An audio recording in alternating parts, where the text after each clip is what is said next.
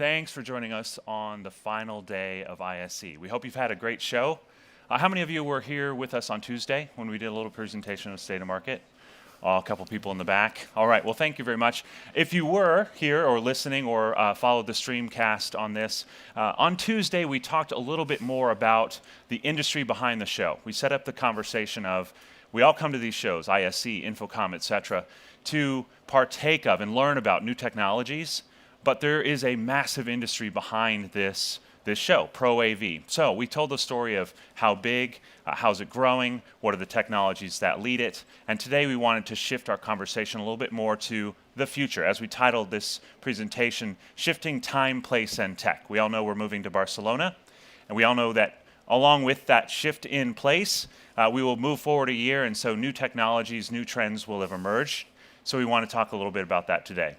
My name is Sean Wargo. I'm Senior Director of Market Intelligence. I'm joined by Peter Hansen. He's our economics analyst at AVIXA. We're both within the Market Intelligence department where we have lots and lots of data to be able to bring to bear about topics in our industry. For those of you that don't know us, the Audiovisual and Integrated Experience Association, we are part owners of ISE. We put on the shows throughout the world related to this industry of professional AV. So we also have standards, we have certification, we have market research, etc. Over the last several years, we've really tried to refresh or update our take on the industry through our market research efforts. It's now become one of our pillar strategic initiatives for the association. One of many ways for us to be able to talk about and size the growth and opportunity in this market. We have a number of different research products that are available to our membership and also available for purchase. We're going to highlight a couple of these today. Peter represents on this far left-hand side this question of macroeconomics. So what is the outlook for demand on AV products and services? That's things like GDP, employment, etc. You'll see some of that data. We answer the question in the middle, IOTA, Industry Outlook Trends Analysis. This is where we look at size and growth. What are the biggest opportunities in our industry? How's that shaping up for the future? This is, for those of you in market intelligence, this is that total addressable market, TAM analysis type of data. We won't talk as much today about market opportunity analysis reports. These are where we drill into vertical markets. On Tuesday, we highlighted vertical markets a little bit more as the application area in our industry, as well as solutions. This research goes very, very deep, looks at value chain, talks about the true consumer end user in the vertical markets, audiences, office workers, travelers, guests, etc., and what their experiences are like and how technology impacts that. The purpose there is for those integrators in the market who are trying to explore new opportunity in one of those verticals, how do I get in? What are the pain points? What are the technologies that are desired? And how does technology solve it? We do have some data that we'll share a little bit around channel employment and also our monthly index, which kind of gives you a sense for the health of the industry from a sales perspective. So this industry and this show, obviously growing through time, a great story here that is tremendously large when you think about, especially from an individual perspective, whether it's manufacturer or integrator.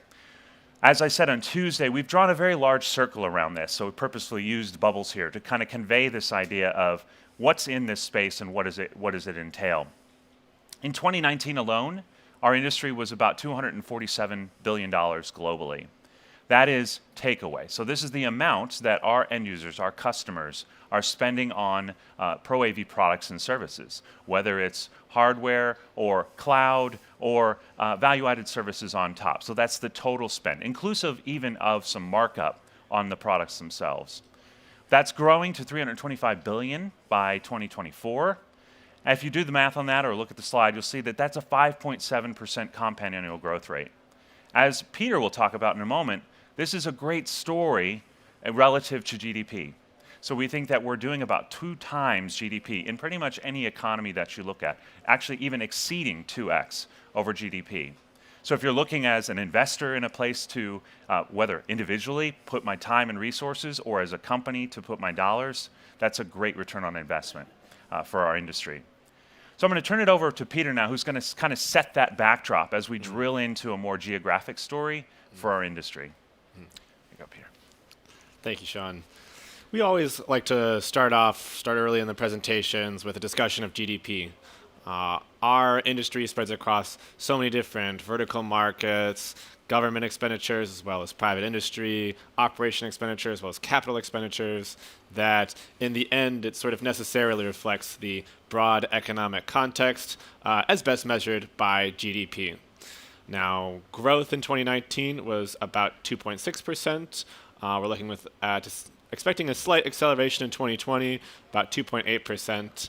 Now, those growth numbers are good. We always support slow and steady, but want to emphasize again what Sean was discussing, that because of the growing technological capabilities, because of the growing ideas, knowledge of AV, we anticipate Pro AV growth to substantially exceed, double, maybe a little more, maybe a little less, depending on the specific region, the GDP numbers. But I'm going to walk you through these large regions and describe the GDP variation, and you'll see that reflected in the Pro AV variation.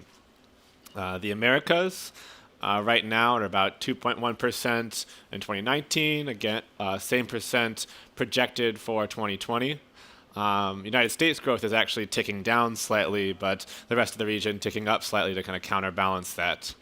EMEA, with a broad region of where we are right now, has been the slower growing region over the past several years, but is actually driving the 2019 to 2020 acceleration, increasing from about 1.3% in 2019 to about 1.9% this year. APAC has been the leader in GDP growth, as well as Pro AV growth for the last several years, about 4.4% in 2019, 4.4% in 2020. I will mention that, of course, the coronavirus could impact that. Short-term shocks, historically, they may slow down the economy for 1 month, but then pent-up demand will release when the shock is done in the next month. So a slow month, a fast month, and overall, it looks like a normal year, true to projection. Of course, we can't say that the coronavirus shock will be a short 1 month issue. Seems maybe a little longer, not necessarily something that can be recovered from with just that pent-up demand release. So that could shy down a little bit. Something we'll be monitoring going forward. I want to sort of narrow the lens to the regions, to this region with our geographic focus. Right now we're in the Western Europe as we define it, which is the largest region by GDP, a little bit slower growing than the overall EMEA region at 1.4%. DACH has been the slower growing region. It really struggled a bit in 2019, very neutral growth figures, although 2020 it has a bit more optimism. It's kind of getting back to the Western Europe level of GDP growth. Scandinavia is exceeding those two regions, 1.4% last year, 1.8% this year, so very near to the overall regional averages. The leader among the sub-regions we're highlighting here is Central Europe, a little over to the east, some smaller countries, a little bit more dynamic, 3% growth this year. To talk you through the issues, some of the stories to pay attention to throughout the year to kind of adjust your own expectations for growth. Before I get into them, I just want to stress that I'm choosing to highlight them for particular regions, but they tend to all be applicable to pretty much all of the regions on some level. For Western Europe, I've chosen to highlight the trade negotiations between EU and Great Britain. We saw Brexit finalize at the end of January, which is good for economic certainty. That was a consistent stressor. Although the finalization means that Great Britain is out of the EU, no more representation on EU Parliament, it does not mean that the trade uncertainty is completely finalized. They have given themselves to the end of 2020 to reach a trade deal under which to operate. Right now we're still under the previous trade deal regime. If that trade deal cannot be finalized. That could trigger something a little bit similar to the no-deal Brexit that you've heard about. The good news is that a lot of these sort of stickiest border issues have been resolved in the Brexit negotiations. So we're cautiously optimistic that although that may be a painful negotiation, not quite so painful as the whole Brexit saga of the past several years.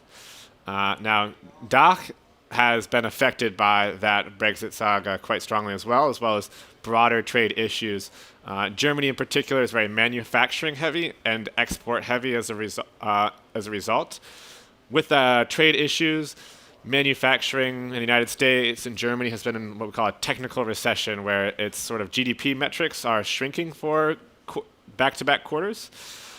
That was the main reason why DACH had such a tough GDP growth last year.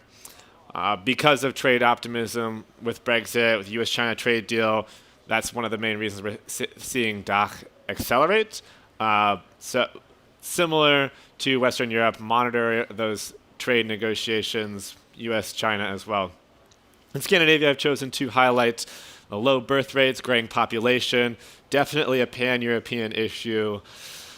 With workforce declining, as a lower percent of people are in the common working age, higher percent need to sort of take care of the elder population. We're going to be talking more about workforce challenges later on, but limited workforce is a major challenge for the AV industry. In Central Europe, I've chosen to highlight the political issues. We're seeing a lot of sharp divides, which creates uncertainty as elections happen. Businesses don't know if we're going to be under one sort of policy approach, one other very distinct policy approach. There's instability sometimes as well. Obviously not a Central European only issue, broader European issue, broader global issue. We certainly understand about sharp political divides in the United States. So something to monitor, just a little bit of downward risk in GDP going forward. Now, before I transition back to Sean, I just want to reiterate that I've highlighted some negative trends, downward risks on this slide, but the positives outweigh the negatives. There are lots of reasons for optimism, and those reasons are adding together to see meaningful growth in Pro AV in the coming years. Thanks, Peter. So what we're going to do now is kind of translate that back into the industry and sort of what that looks like for growth at the overall regional level and then into some sub-region levels. We've actually highlighted in some cases, as we'll see in just a moment, the technology areas that we feel are really emerging or growing at a faster rate, where there's true opportunity for Pro AV in those segments. So the big story as we look at Pro AV from a global perspective and sort of how these trends are impacting the growth rates across the globe, the big story for us has been this shift from North America as what was the largest region for Pro AV over to APAC. You can see that with this 2019 slide that shows now about just over $90 billion, almost $91 billion worth of Pro AV products and spending in Asia Pacific, $89 billion in the Americas. Really, this is that story, as Peter kind of highlighted from an overall perspective, just compound annual growth rates on GDP throughout the years. We know that APAC, especially in modern, more recent days, has been seeing a downward trend in their overall GDP growth. We were in double-digit territory not that long ago. That's come down into the mid-single digits. But overall, that story just ultimately results in growth for industries like ours, Pro AV, which are facilitating, enabling, and a part of that expansion. So a 7% compound annual growth rate for overall Asia Pacific expected even as we go out to 2024. That compares to about 4.7% for the Americas. Europe is around 4.5%. MEA, the smaller economy, almost $11 billion in 2019. Off that small base, you often get these very large growth figures, so also 7.1% there. We want to focus in a little bit on Europe and kind of tell this story of how that composition breaks up. So as you can see from this, the largest composition here really is that Western Europe story. So almost more than a third of revenue in EMEA goes towards Western Europe, $32.5 billion market for Pro AV by 2024. The rest, regions in Africa, as we mentioned before, this is a smaller economy story where you see a much higher growth rate because of that. If there's one part of forecasts that are very, very difficult, is in these areas where there's not a lot of available public information. Some economies are that way, so it's hard to really verify. I would say if we have one area where we may be actually outperforming even forecast, it is in some of these regions. South Africa, as an example, would be a stronger economy. Some of the northern African economies as well. We've kind of reflected that here at 7.2% expected compound annual growth rate in North Africa, but even sub-Saharan at 6.3%. And as you can see, that is a very small chunk of the overall revenue for this industry. We did expect that Scandinavia would be a little bit slower than the rest of EMEA. Some of that was in recent past, some shrinking economies in some of the underlying countries. But as Peter noted, the GDP is starting to expand again. Compound annual growth rates at about 3.4%, 2019 to 2024. A lot on this slide. I noticed some of you taking pictures, but we'll start to pull this apart a little bit as we go through the deck here. So let's talk a little bit about Western Europe. We noted already with some of the macroeconomic trends that there had been some challenges in Western Europe, Brexit related, but we do start to see that improving. We get now through 2024 a 4% expansion rate in AV revenues through 2024. What's really driving a lot of this, and this is a global story too, is underlying technology changes and a shift towards what may sound to some like more IT-related technology. That makes sense. Here at ISE or at Infocom, we're hearing a lot more about back-end systems and the need to learn IP protocol and standards in order to be an AV professional these days. So this distinction between AV and IT really blurring. And that comes through in the products that are really dominating this region. So you note 22% right now of revenues for Western Europe coming from this category of streaming media storage and distribution, AV servers, media servers, those kinds of technologies. That grows to 26% by the time we're out to 2024. We need these back-end systems in Western Europe and really, honestly, throughout the world. Conferencing and collaboration is the largest solution area. This makes sense. Lots of corporations are needing to accommodate remote workforce. About $48.8 billion in this region in 2019 related to conferencing and collaboration, 16% of Pro AV revenues for this market. One of the other phenomenons that we're hearing is in Western Europe and in many other places is a shift in investment from, say, temporary structure, live events where you're renting equipment, to fixed installation of technology. So companies, venues, stadiums, etc., wanting to own the equipment rather than lease it out. Some of this is brand preference, company or artists or other types of customers preferring a certain brand of speaker or audio processing technology. So we've seen that growing at a tremendous rate, 8.2% for Western Europe, and you'll see that in a lot of cases as well. Underneath that is also a shift towards LED video displays as we try to engage customers in new and exciting ways, and costs and availability of that product massively improving. Switching over to Central Europe, slow and steady, or in steady growth here at 6% expansion in Pro AV, a strong story, especially relative to the overall region.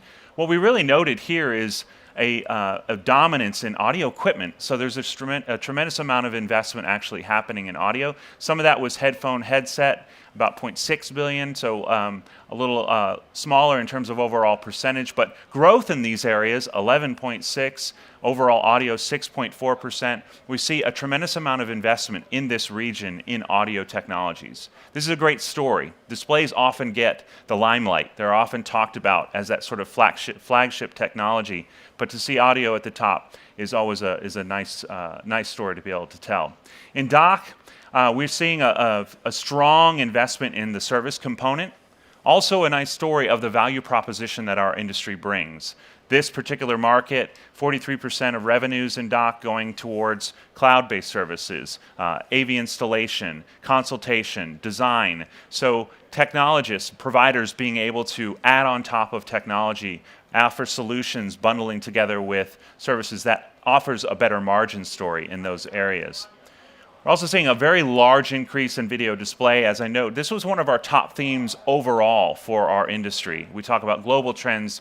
The evolution of display is something we've been talking about for quite some time, but what's really happened over the last couple years, as you're seeing in DACH in particular, is this shift over to the new format technology. We saw supply improve, we saw pixel pitch improve, we saw resolutions come up as a result, and all of that is fueling this market and in some ways accelerating a shift away from some more older technologies projection, though as you'll note, as you talk to manufacturers here, never rule out projection. There's always still an opportunity, an application area that makes sense when you want to paint with light rather than pave the world with displays. So certainly will continue to be available in the market. As we focus in on some of the smaller economies in the region, Middle East, North Africa, one thing we noted particularly in our forecast this year was a strong investment in cinema. Cinema is not necessarily a large chunk of the overall industry for us. It's a fairly small single-digit sorts of investment, but we saw some changes in the market. So Saudi Arabia in particular was noted in our reports this year, had lifted a ban on cinemas. That's contributing to a 20% compound annual growth rate in this category for Pro AV as new cinemas brought online and as technology improves. So a strong area of growth. That's about double what you'll see in many other regions of the world. Live events also. So as this economy improves and more consumers are have available spending, and as it becomes a destination even for customers, you start to see this investment in these types of pop-up events. This is counter to that trend we were just heard about before, where we're seeing more investment in fixed installation. But at 11% compound annual growth rate through 2024, 1.5 billion in 2019. This is a tremendous story of opportunity for the live events professional. In the sub-Saharan regions, smaller market, 1.7 billion in 2019. Strong growth, 6%. That surpasses global growth at that 5.7 we talked about before. A characteristic here, we're seeing in strong investment in security, surveillance, life safety type technologies. This is 25%, growing at 8.4, so a strong investment. We're seeing this actually also in regions of APAC, where countries are investing in these types of technologies.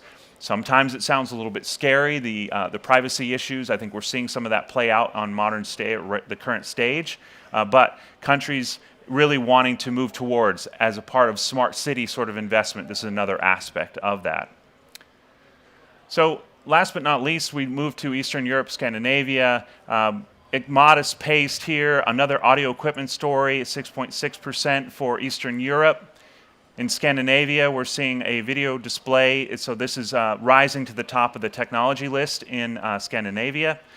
A strong market for control systems, 8.2%. About $500 million by 2024, 10% of revenues. So you can start to see some of the unique characteristics that these individual markets represent. All of this is modeled out as we get shipment data from manufacturers and then start to look at what's happening on a global basis. So I'm going to switch gears a little bit as we kind of round out our presentation today to kind of look at, well, as we move towards Barcelona in 2021, what kinds of shifts are we seeing in the relative ranking, in this case, for EMEA, in terms of investment areas and where spending is actually happening? I noted already this story of streaming media storage and distribution, the kind of IT-sounding technologies. Tremendous compound annual growth rates, lots of revenue, really keeping that at the top of the list. So you would expect, as you come to shows like ISE or others throughout the world, you would expect to see those technologies at least around the periphery, if not front and center of the storyboard as you go into the show floor to explore. Services right behind it is a great story for our industry. And I think I've said before in other presentations that if there's an area where I expect us to exceed expectations, it really is in services. Things like managed services are tracked as part of what we present in our research, but it's also a very new opportunity for our integrator installers, where they're starting to get a handle on this recurring revenue idea. How do I serve a customer, not just in one transaction, one project, but through time? Maybe cloud, maybe digital signage with content as a service sorts of things, maybe as managed upgrade path, that kind of stuff.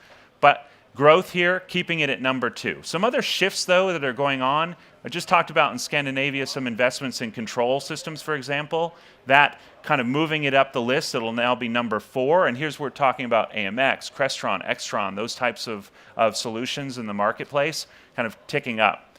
The one decliner you'll see, so the yellow is 2019, the bullet or bullseye is 2024. You notice projection is expected to decline. That's one of our areas of decreased investment as we see shifts to large format LED display, even some larger format flat panel, etc.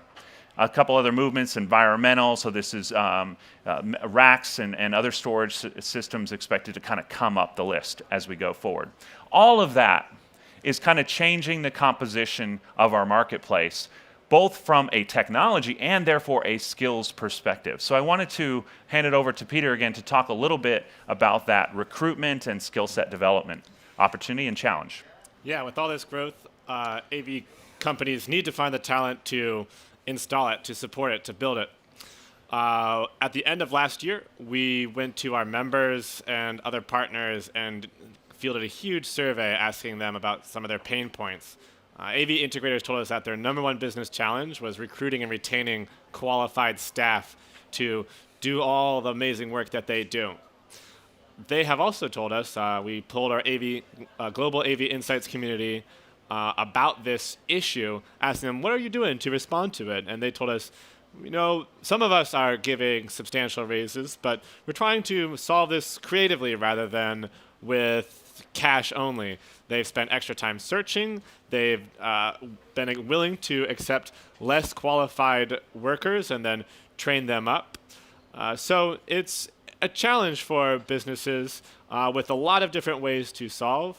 And it's a global issue, but it's not a uniform issue. Europe here has a sort of, describe it as a spectrum of worker availability. Northern Europe, like the US, like many other countries, experiencing low unemployment, 3, 4, 5% tops. In many of these countries, like the Netherlands, like Germany, like UK, like the Nordic countries, with that level of unemployment, the growth that ProAV has seen, there's not a lot of workers.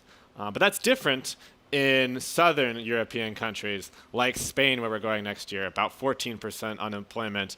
Although that's much better than a few years ago and was up to 26%. Italy is about 10%, Portugal even about 6-7%. So with the growth that ProAV has seen in these countries, Sean's going to talk a little bit about Spain next slide, there's not going to be a bench of skilled AV workers that you can draw from, but there's a bench of motivated workers. So if you're able to train workers, work with them, bring them on, inspire them about what we can do, there may be some solutions, opportunities to build your business that are different from the north of Europe as we move to the south of Europe next year in Barcelona. All right, and I thank you for sticking with us as we run over a little bit on our time. But we wanted to transition the story now, just as we're gearing up and closing down ISE in Amsterdam and moving to Barcelona. We wanted to give you just a little snapshot of the Pro AV market in Barcelona and Spain and what that looks like. So we're talking about a 1.7% compound growth rate on GDP in actually 2020 itself. GDP expected to expand by 1.7%. Revenues in that market are about $3.6 billion. The AV growth rate, 4%, 2019 to 2024. But in terms of composition and what that market actually looks like from a solution perspective is very interesting and very unique. Globally, we've been talking about conferencing collaboration as a big investment area. That makes sense. We talked about the need to reach remote worker, coordinate across facilities, etc. But in actually Spain's market, we're actually seeing digital signage as the top solution area, about 16.5% of Pro AV investment in that area. Putting it at number one, eclipsing by far actually conferencing collaboration in that market. Learning right behind it, 15.7. This also very different than the globe, where we see this actually more at about third or fourth place in the market. Content distribution, live events, kind of rounding this out. So the characteristic of this market kind of sets the stage for what the show might look like as we go forward. We hope that you'll certainly join us there. We wanted to leave you just a few key thoughts as we do that. As we kind of highlighted today, certainly the overall Pro AV market, strong, growing, etc. That's on the backs of very good, healthy GDP. The reason for that? Diversity. We see geographic, technology, solution, application through vertical market. all these sorts of things offering us a tremendously diverse opportunity as we go forward. Why? I think you see in the Spanish market too, with this health of live events and even other types of things, digital signage, we're about an experience economy. That's fueling our industry, giving ourselves, our providers, a chance to differentiate themselves through services and other value-added offerings. Thank you so much for joining us this year. If you have any questions, certainly come to see us at our booth, come to the website here at avixa.org. Email any one of us. There's a few of us on this slide, Peter, myself, and actually Holly Klarman, our business development specialist. And of course, start a conversation with us at #AVIXAIntel. Thank you and enjoy the rest of ISE. Thank you, everybody.